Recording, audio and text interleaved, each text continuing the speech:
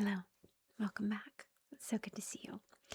My name is Tina, and this is Kimosin ASMR. So, today, before we get into it, I want to mention that a spooky storm, is on its way, and the thunder, whoa, it's very loud and I can hear it. So, hopefully, you don't hear it. Um, but I just wanted to mention that in case you hear weird, loud sounds in the background. But today we are going to be doing a story time, I guess, but also, well, let me explain what this is. I'm sure if you've seen the thumbnail, you already know. But I got a request to maybe make a video about what life is like living on a military base because a lot of people don't know. And then I started thinking about it. I was like, you know what? That's a great idea. I want to do that. Because I love when somebody suggests a story time to me because you know that I have major memory issues. But if I can trigger those memories, then I can tell you about them. So if you have a request for a story time, please let me know. Please let me know because the thing I'm about to talk about today is like I had completely forgotten about all of this until I went back there in my mind. But so this video is going to be about what it's like living on a military base, but I also want to make it about what it's really like being an army wife. For so many reasons, I want to talk about that because number one, I had no idea. Going into it, I had no idea what life was going to be like. Number two, this is like a personal journal for me, because I can go back and watch this video anytime I want to trigger those memories again, but also for my kids, because I'm not going to be here forever, and they will always have these videos to go back to whenever they want. I know that's kind of sad, but I mean, that's what it is. But I'm actually really excited about this. I wrote everything out. So I have my notes over here because even though I wrote everything out and I went through everything, do you think I'm going to remember? No. But I will once I'm reading the notes and be like, oh yeah, so listen to this. Okay. So it's about what it's like living on a military base, but also what it's like being a military wife. For anybody who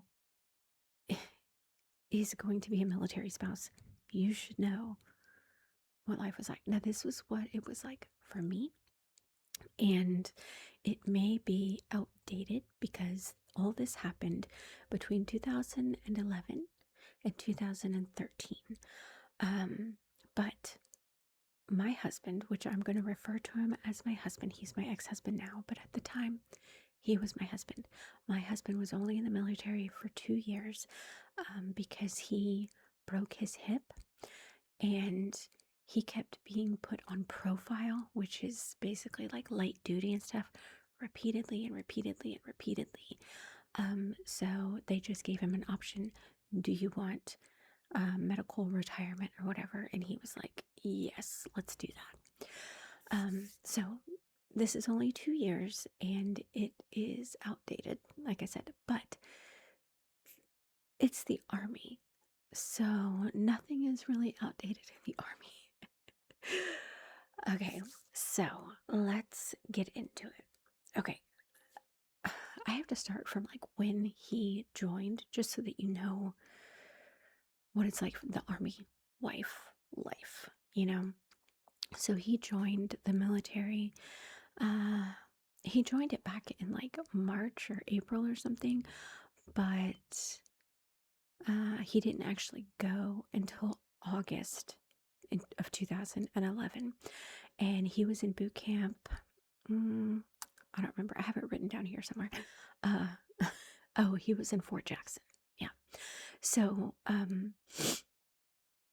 yeah, he was in Army boot camp for 10 weeks. So for those 10 weeks, we obviously were separated.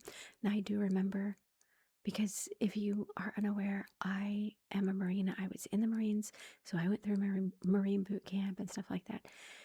And I could compare those two if you like. But yeah, Army boot camp is completely different from Marine boot camp because he called me from boot camp several times. What? And he kept saying, "Oh, this is easy. This is no big deal." And I was like, "You haven't hit boot camp yet, buddy." Anyway, that's a whole nother story. So while he was in boot camp, I was actually still in my last semester of college. So I stayed here, obviously, to finish college. And here is Texas, if you didn't know. Um, and so when graduation was happening, me and his parents, we drove to Fort Jackson, South Carolina for his graduation. And it was awkward. It was awkward just because we hadn't seen each other, and like he was terrified because he had just graduated boot camp. So you understand if you have been in the military, or it's a weird situation, but we um we got to see each other for 2 days. 2 days. That's it. Before we had to drop him off at his MOS school. And I think MOS, oh, that's what I call it, MOS, because in the Marines it's called MOS school, but that's military occupation school. It's basically just like military college or whatever, so that you could learn what your job is. But he went to, I think it's called AIT. I don't know what AIT stands for, but he went to AIT in Fort Gordon, Georgia for 20 weeks. That's 4.5 months. And we didn't have any money, so there was no like flying there, flying back, none of that. So that's a long time. But he was going to be a 25 Bravo, which is an information technology specialist.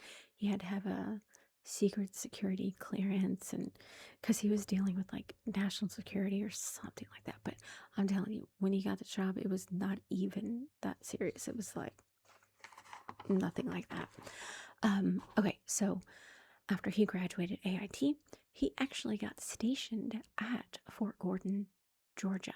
And I just recently found out that Fort Gordon, Georgia, they changed the name to Fort Eisenhower. And I guess people did not like that because it only stayed that name for 2 years, and then they changed it back to Fort Gordon. So I'm like, what? Anyway, okay, so he was stationed at Fort Gordon, so he had his AIT and his duty station. So I was actually really excited about that because he already knew the base. He knew where everything, there's a loud car, sorry. He knew where everything was, so that was really helpful to me.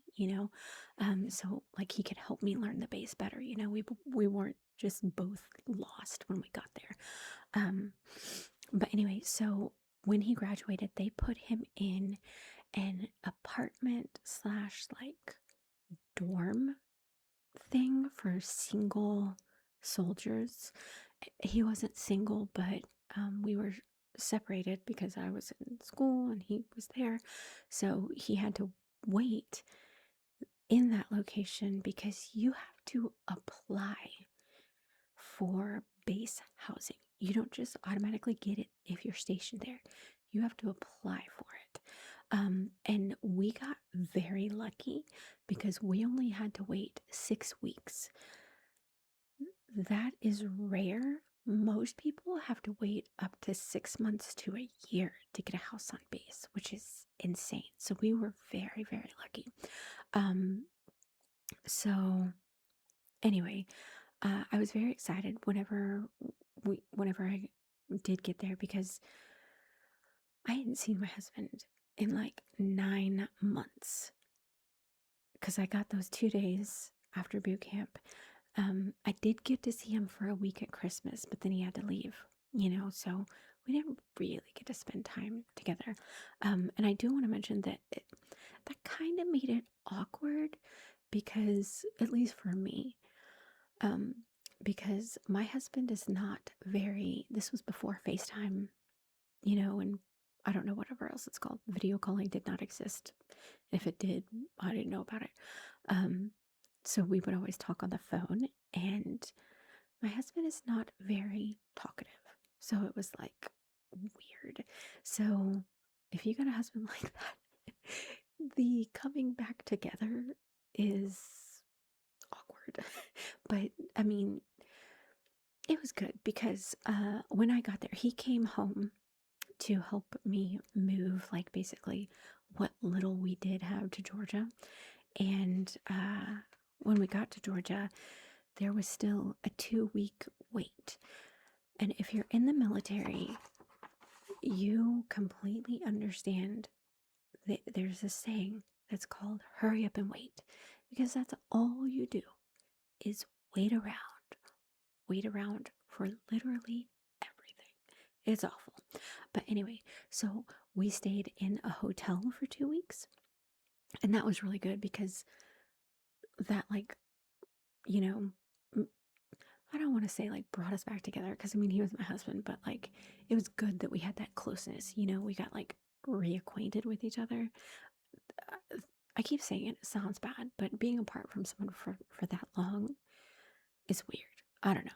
Anyway, but he still, whenever we were in the hotel or whatever, he still went on base, did his job, or I don't know, whatever he did. And then he would come home and, we lived in a hotel room for 2 weeks, and all of our stuff we put in storage for 2 weeks. But anyway, so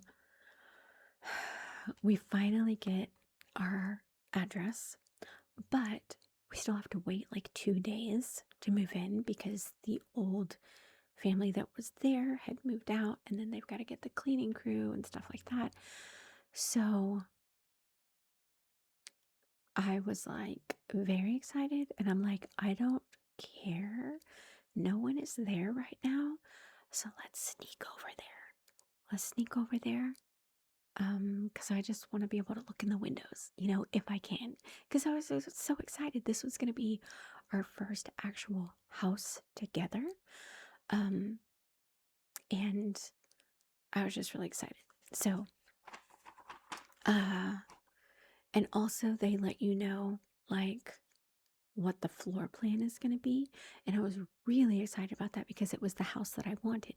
It was a 2-story, 3-bedroom house, and it was going to be amazing. Because I researched the whole base before I moved there. I researched the whole base, and I even watched videos here on YouTube showing like base housing tour walkthrough type things. And these homes are beautiful, beautiful, new construction, just gorgeous, gorgeous homes. So I am just so excited. I got the 2-story. This was before I got MS and couldn't, do that kind of thing. But I got the 2-story. I got the 3-bedroom house. Like, yes, because I'm ready to start my army wife life. So we drive to the new house, and because like I said, I wanted to look through the windows, and we drive past the houses that I saw online, and then we drive past more houses and more houses and more houses, and then we enter McNair Terrace. If you have ever been to Fort Gordon, you know that McNair Terrace is in the very back of the base near Gate 5. So it's all the way back there. And that is the oldest part of the base housing. What? What do you mean old housing? I didn't even know that that was a thing because when I did all the research, all I saw was the new, amazing, everything's remodeled and built, like blah, blah, blah. So I'm like, old house? What do you mean? So, yeah. Now, when I looked at it, when we pulled up to the house, I was like, okay, because it wasn't bad. The outside didn't look bad at all, really. It looked, I don't want to say like a normal house, but you could tell that it was older, but it didn't look bad. So I was like, okay. So I went to go look in the windows, and the front window you can't really see in. There's like this long, skinny window that you can kind of see. And I looked through that, and I was like, let me look through this other window. So I looked through the kitchen window, and you gotta understand, uh, I live in the woodlands, and I used to be. I don't think that I am anymore. Maybe a little bit, but I used to be a very big snob. Okay. And I was very young, and I had just come from living at my sister's house, and my sister's house was a literal mansion. Okay. There were like wings to her houses. And I know this because when I lived there, I got a whole section of the house. She had a whole section of the house. The downstairs, like, okay. Um, when I looked in the windows, uh, I was looking at a very old, I'm talking old. These houses were built in the 60s, which, I mean, it's not old, but there, you could tell there was no upkeep. There was no remodeling ever done. And it was very run down, very run down. So I looked in the kitchen, and it was very dirty and dingy, and it had like this yellow stained tint hue to it. Okay.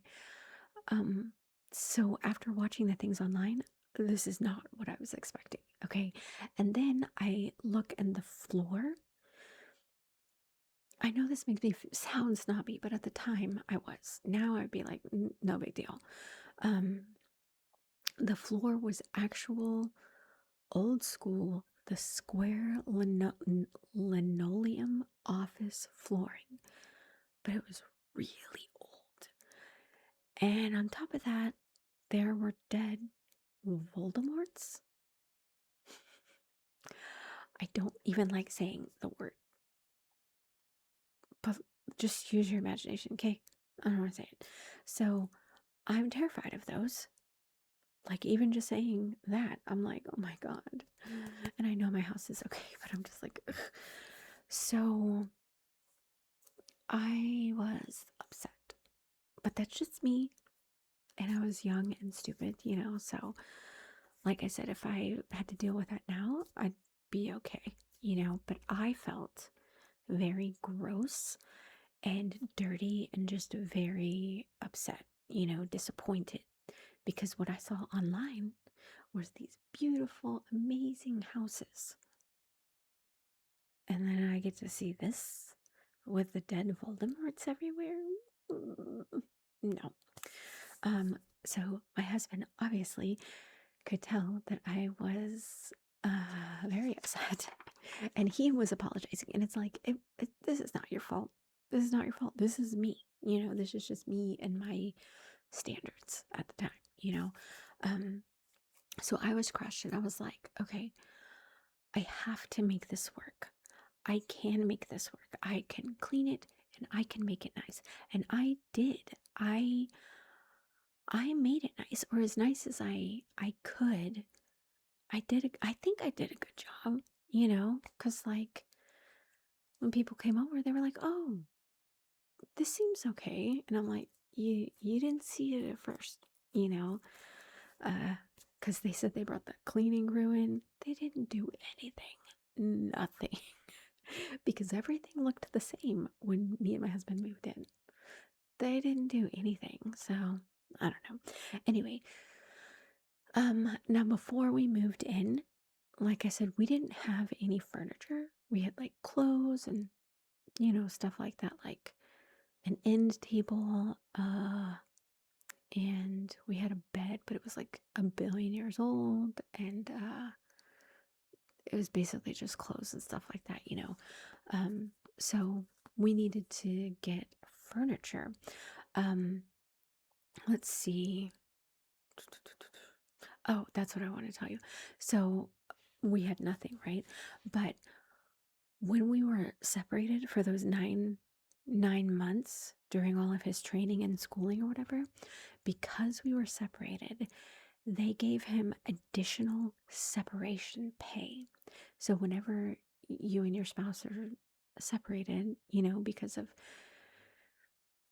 like education and hold on. Sorry. Education and training and deployments and stuff like that, you get separation pay on top of your regular pay, which is really great because I was able to save a bunch of money. So I was able to furnish like our whole house when we did get it. Um, and let's see. Mm, okay, so uh, the base actually has everything on it, which I will get to in a minute. But what I want to talk about is this one store because it reminded me of like a Lowe's type situation. They had like furniture and appliances, but it was like a smaller Lowe's, but they had like furniture, appliances, lawn stuff, garden, whatever. So we bought everything there. Plus, everything on base is cheaper. I'm just making sure I'm still recording. Everything is much cheaper than it is in real life, which is amazing. So we bought everything there. We bought our bed, washer, dryer, all that stuff. Now, I don't think it had like home accessories and stuff like that, but I went somewhere else to get that. But anyway, so we scheduled all of our stuff to be delivered like 2 days after the move-in date because it is the army, and if you're in the army, you understand, you know, just in case something happens, you know. But it was really good because nothing happened. We actually moved in on our move-in date, and it was great. Um, Now, let me tell you about our first night because this has to do with living on base housing or in base housing or whatever, however you say that. Okay, so we had nothing on our first night. I had an office chair and we had a TV, and that was basically it. So I sat in the office chair. We were in the living room, sat in the office chair. My husband set up the TV, and we had a DVD player. So we were watching a movie. I don't know what we were watching. Um, we had the lights out because we were eating food. I think we were eating pizza or something. And we had the lights out. So it was like movie time, you know? And my husband's kind of like laying on the floor eating his pizza. And all of a sudden I see something run across the room super fast. And I'm like, what is that? It was a Voldemort. Um, and I started freaking out because that is something that I am terrified of. Like, I cannot deal with those kinds of things. No, no, no. Um, so I got up on the chair and I'm like screaming at my husband, oh my gosh, you know. So he turned on the light and killed it. Sorry, I feel like I've got hair in my face. He turned on the light and killed it. So then we turn lights back off and we watch our show. Then all of a sudden I see another one just right past my husband. And I'm like, oh my gosh. And then another one and another one. And I'm like, oh my God. So we turn the light on. He kills everything. And then we see what is happening. Because what happened? We see another one. Except this time I see where it came from. It came from the back door. Okay. So the back door, they were like French French doors, you know, except one of them was sealed, and then the other one opened up this way instead of this way.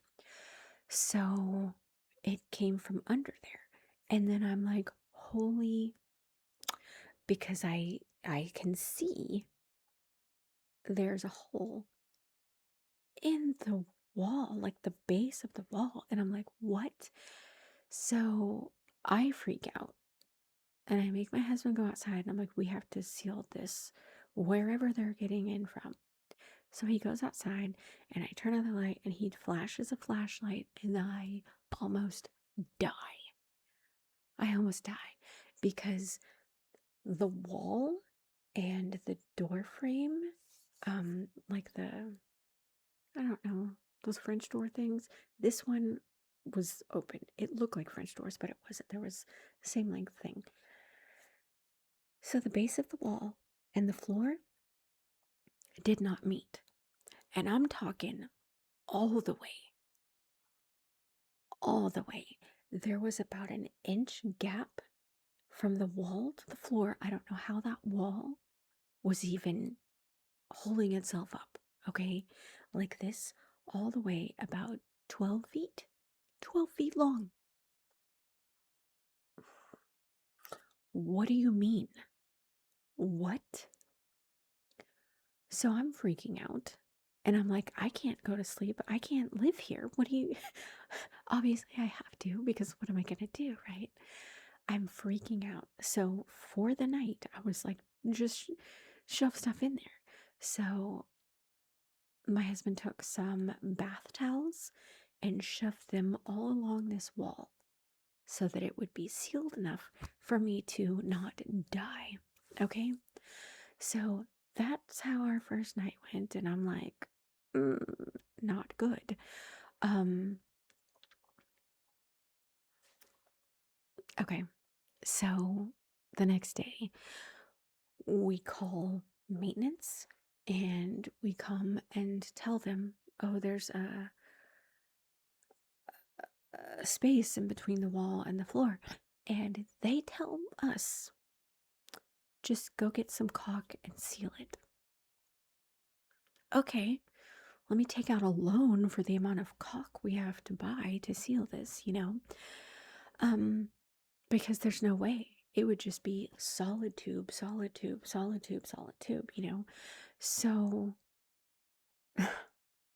we literally did try to seal it with the caulking, okay? Um, but it wasn't enough. So we got towels, we got actual like paper towels, like hand towels, bath towels, anything, all that. And then we took Gorilla Tape and we had to tape the floor shut. I'm not joking. That is real. And that's how it stayed the entire time that we lived there. Yep. Because there was no, oh, we'll be right out to fix it. No. Nope. No. So just know if you get the old housing, look out for the gaps, okay? Um but anyway, so I did not enjoy this house. I hated it the entire time that we lived there. The entire time, everything was just gross. Maybe if we would have got the new construction or the updated models, maybe. But we did not. We got the exact house that was built in 1960. It was awful. I do remember one time though, maintenance did come out because one night, uh, this was after I had Emma. I woke up, it was 2 o'clock in the morning, and I woke up sweating. Emma was asleep, thank goodness, but I woke up sweating and I was like, what is going on? What happened to the air conditioner or something, right? So I go downstairs, and the second my foot hits the last step, it is ankle deep in water. I'm like, what is happening? Our water heater broke or busted or something. I don't know. And they put the water heater right next to the air conditioning unit. So all of that water that came out went into the air conditioner somehow and created hot steam blowing through the vents of our house. It was awful. So I called the 24-hour maintenance and I explained that our whole bottom of the house was flooded. And they did send someone out, not right away, but an hour later. And by the time they got there, it was like 3 o'clock in the morning. They were suctioning out all the water of the house. And stuff did get damaged, which I did report, and they did pay for the stuff that got damaged, 1/3 of the cost, but they still did that. So that was nice. That was nice. But waking up in humidity and steam, and then to the flooding, who puts an AC next to a heater that close? Because they were like right next to each other, and I don't know. I don't know anything about constructing a house, but I feel like that's not right. I don't know. Anyway, so like I said, I hated it the entire time. Um, but also, this would have been good for my neighborhood gossip videos that I used to do, but I didn't do ASMR back then. I didn't even think that ASMR back then was a thing. Maybe it was. I didn't know about it. But the place that we lived in was a duplex. So we shared a whole wall, both stories, upstairs and down, with a neighbor. And you got to remember that these houses were built in 1960. Those are the thinnest walls you can imagine. So I knew everything that was going on with my neighbor. I knew about his divorce with his ex-wife. I knew about the custody issues that he had with his ex-wife. I knew about the issues that he was having with his current wife. I knew it all. And it was ridiculous because when I was in the bathroom in our bedroom, we had like a medicine cabinet mirror thing, right? When I opened the mirror, the back of the medicine thing was like this plastic, or I think it was metal. Our medicine cabinets, the two metal pieces, were touching each other. And I know this because one day I opened mine and he or his wife must have been in the bathroom and they had their light on. And I turned my light off before I closed it. And when I turned it off, you could see their bathroom light through my vanity shelf thing. So I found that out real quick. So I told my husband, and I was like, we have to be very quiet about everything. But when they were fighting or hearing the drama or the loud phone calls and stuff, you bet we were listening. Because we're nosy. Or at least I was nosy. Anyway, so I also, this is something, the people that you live next door to, it's insane. But there's something that I gotta tell you that I just think is crazy. First of all, they never watched their kids. They had 2 kids. It was a baby and an older daughter who the custody battle was going with, you know. They never watched their kids ever. That baby was crying all the time. All the time. And I know it was just from neglect, okay? But they would kick their daughter out of the house all the time.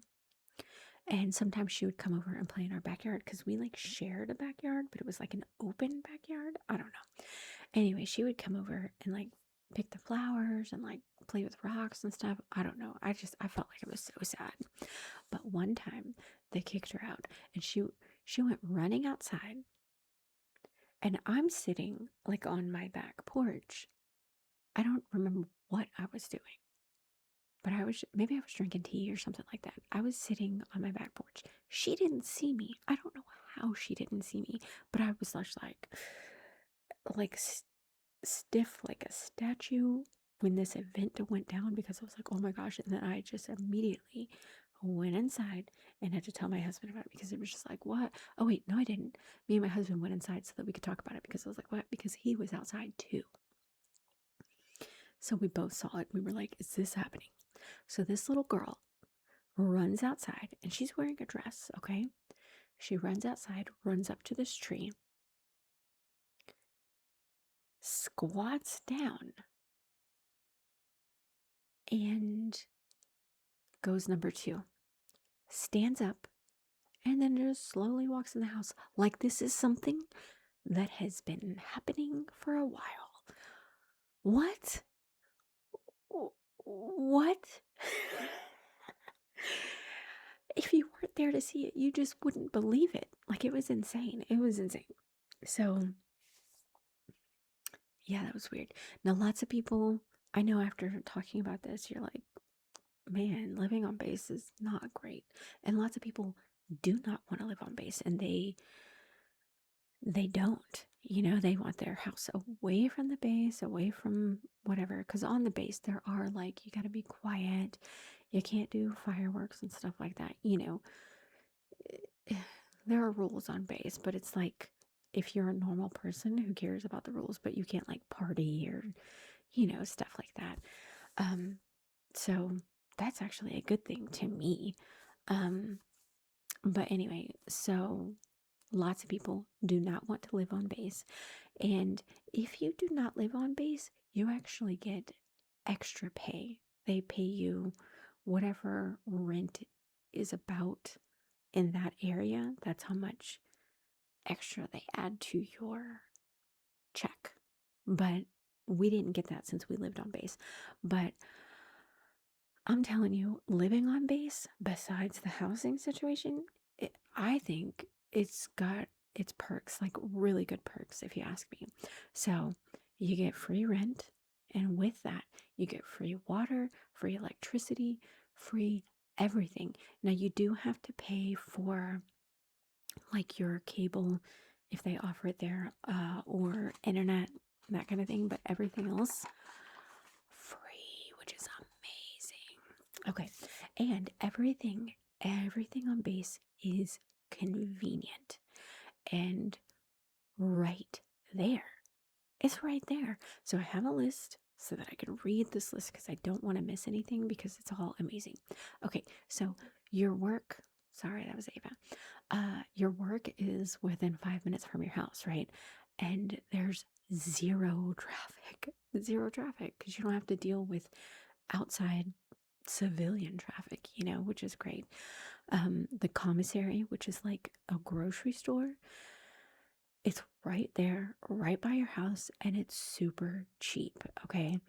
Um, there is a PX, which is like a little mini mall, at least at the base that we were at. And they even have like a food court.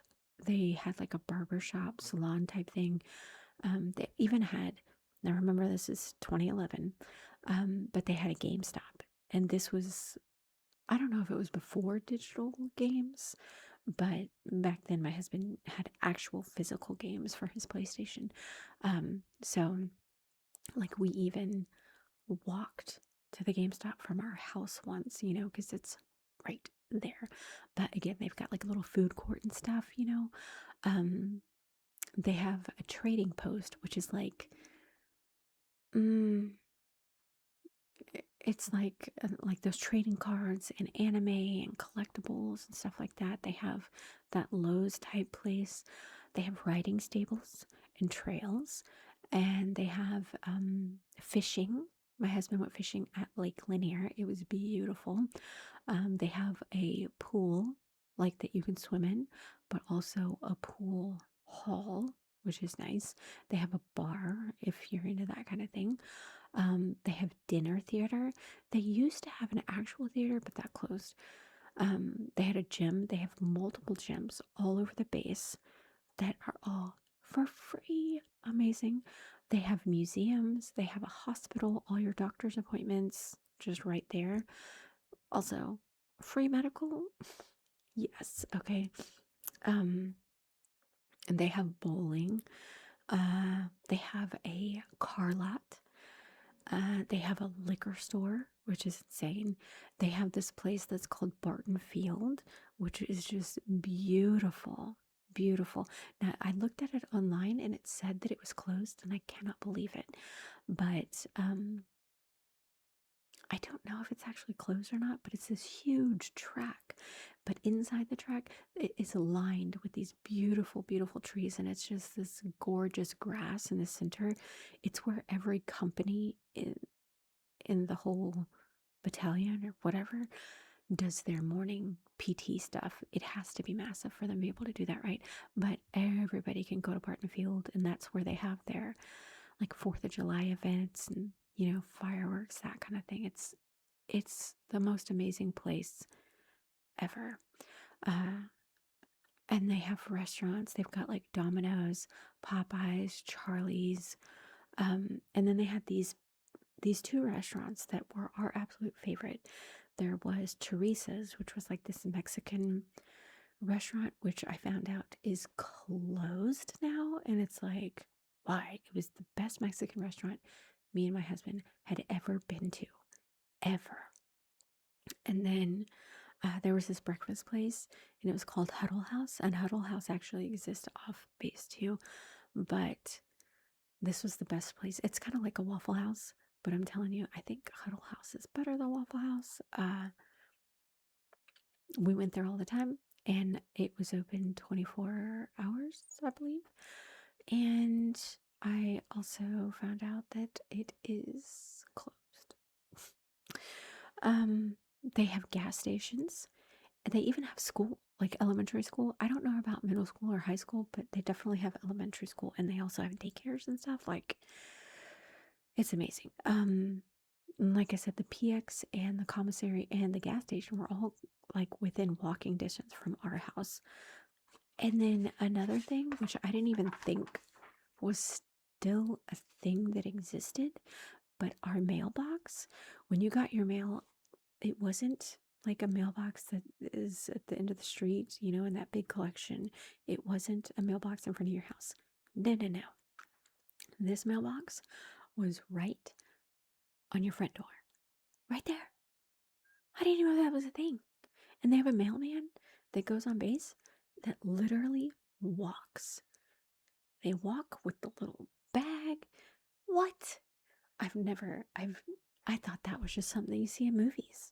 I don't know. Now, because I watched a show, I was real excited about being an Army wife, and the show that I watched was on Lifetime. It is called Army Wives. Okay. And in Army Wives, the wives are part of this group. It's called the FRG. And they do all these like organizations and fun stuff. So when I got there, I was like, I want to be part of the FRG. And FRG is Family Readiness Group. I forgot what it meant, so I had to write it down. But it basically is like an organization. It's supposed to be for soldiers too, but it's mainly the Army wives.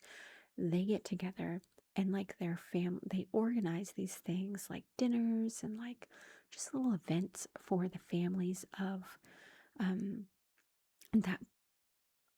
that group company for the company, just to bring everyone together and feel like you're a family, because no one is from here.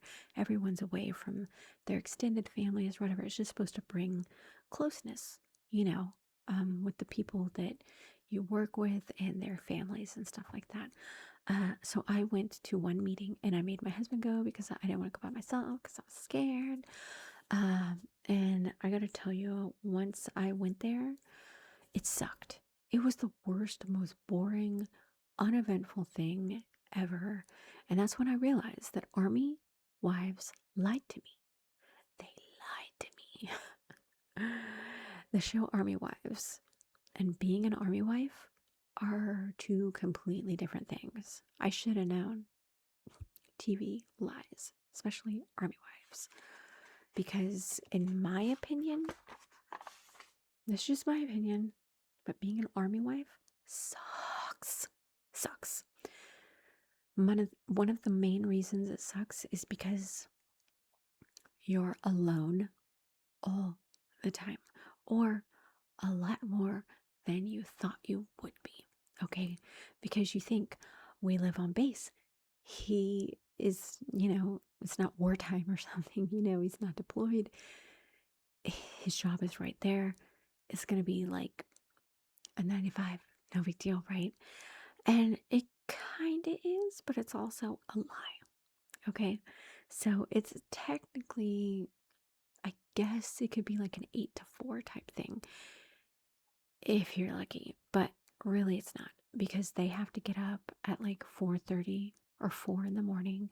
And then they have to be at the PT field at like 4:30. So from 4:30 to 6:30, they got to do PT, which is physical training. It's just working out. And then they get to come home, take a shower, and then I guess eat breakfast, whatever. And then from 8 to 12, they got to work. Now they do most of the time get to come home for lunch, which is really nice. Um, so they're home for like an hour or whatever. And then from 1 to 4, they work. Now on a good day, they will be home by 4:30. And that's a good day. That's like nice. But again, like I said, it's if you're lucky. So sometimes they get this thing called extra duty, and it is at this place called the motor pool. Now, the reason why they get extra duty at the motor pool, it's because something is missing overseas. Like the companies that are stationed overseas or, you know, deployed, they have to take all this equipment and stuff, and something went missing.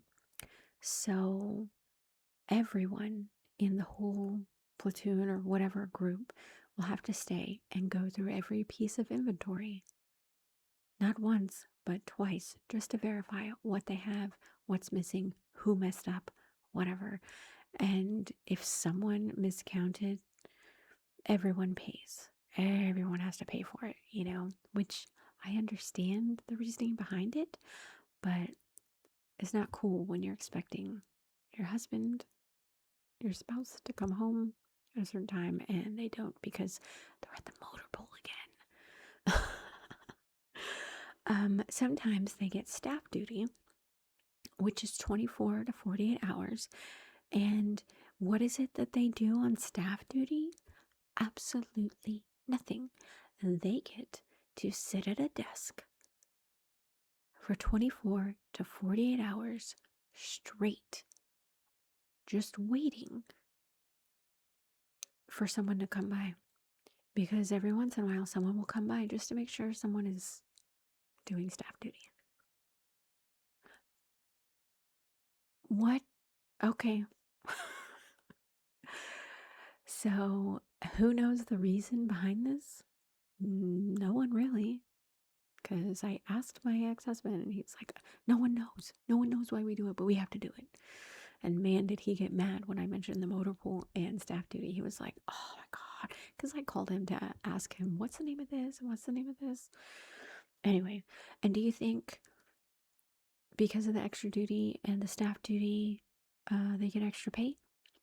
No, it's just part of their job. So now, then you also have to deal with deployments, which means that your spouse goes away for could be a year, could be 3 years. You don't know. um, thank God I did not have to deal with that because I don't know what I would have done.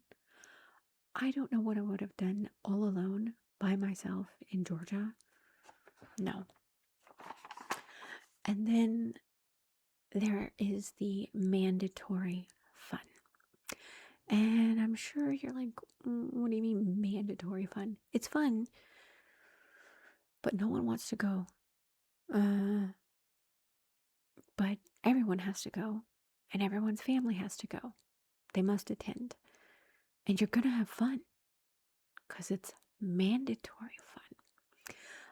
And it's not fun because, first of all, you don't want to be there on your weekend having to do this. You want your weekend to be yours, to do what you want, But no, this is mandatory. And like whatever it is, the event that the company is putting on, the people in the company have to set it up, and then we have to enjoy the fun. And then when the fun's over, you all have to take it back down. And during these setup and takedowns, your family just sits there waiting. It's not fun at all. But we did have like this beach day one day, except it wasn't a beach, it was like a lake or something like it, but it was like a beach day. And it was kind of fun. And Emma got to go to the beach, for the first time. So that was fun. Um, and then there's also the field training, which the platoons and the companies, they have to go out into the field to do field training. I don't know what it is that they do out there. They like set up their little tents or whatever they do and pretend to do military things, just to, I guess, keep their training up to date. But this could last a weekend all the way up to 2 weeks, and we won't really know how long it's going to take until they're out there in the field. They won't know until they're out there in the field. We know nothing because they don't get to take their phones or anything. At least my husband didn't get to take his phone, and my friend's husband didn't get to take their phone. It's like, so we know nothing, you know? Uh, so that's cool. But if you're lucky, you will make a friend on base, because your husband will make friends with someone in his platoon or company or whatever, and that person may have a wife or a girlfriend, and that will make the sucky part of being a military wife a little bit better because you get to be with somebody who completely understands everything that you are going through. And guess what? They're lonely too. They want a friend, and I was actually lucky. I did make an army wife friend. Unfortunately, I made her 4 months before we left. So I spent, most of the time alone, which sucked. But when they would be late or, doing things out in the field or extra duty training, whatever, we had each other, so that was nice. Um, and it's funny because me and her are actually still friends. Uh, like, online and stuff, because her husband is stationed in Germany right now. So they are in Germany. They are still in the military. But she has been all over the place, I didn't get to enjoy that part. Just seeing the world, but she has. And right now they're in Germany, so that's cool. But it's funny because me and her, we still talk. The husbands do not. So whatever. I'm actually friends with her husband on Facebook, but my ex-husband, no, which I just think is so funny. But anyway, so I hated, I hated a lot of things about living on base, and I loved a lot of things about living on base, but mostly I hated being an army wife. Like I just did not like it. So do I recommend becoming an army wife? Absolutely 100% not. No, don't do it. But if you have to, like if you don't have a choice, just do a little bit more research. Don't just watch Army Wives and think, oh, this is going to be great, because it's lies. But if you have to become an Army wife, do I recommend living on base? 100%. Even if you get crap housing, the base living besides the house, hopefully you'll get an amazing house, is amazing. It's convenient, it's way cheaper than the real world, and it is safe. It's safe because where my husband was stationed, right outside the gate on gate 5, they had like a Walmart, and then sometimes I would go shopping out that way. If you go out gate 1, it's much nicer, but gate 5, that is the ghetto.